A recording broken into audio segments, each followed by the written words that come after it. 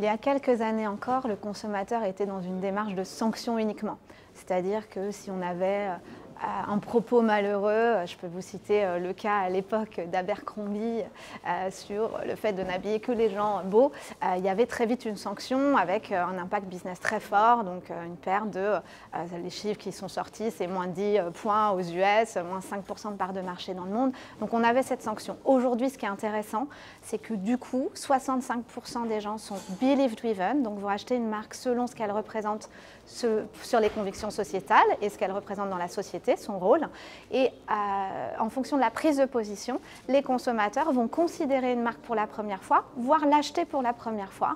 Ils sont 57% à dire qu'ils feraient ça si une marque prend une position sur un sujet qui leur parle, qui les intéresse, que ce soit environnement, social, sociétal. Donc c'est intéressant de ne plus être uniquement dans cette logique de sanction, mais dans cette logique de bénéfice et bénéfice business pour les marques.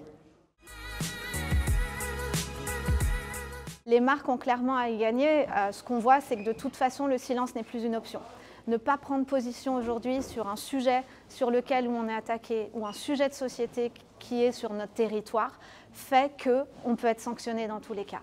Donc ce qu'il faut, c'est prendre la main sur le débat, montrer comment on contribue, le dire de façon honnête. Le citoyen est assez mature aujourd'hui pour comprendre qu'on ne peut pas être parfait sur tout, on ne peut pas faire une transition sur une entreprise mondiale en 2 jours.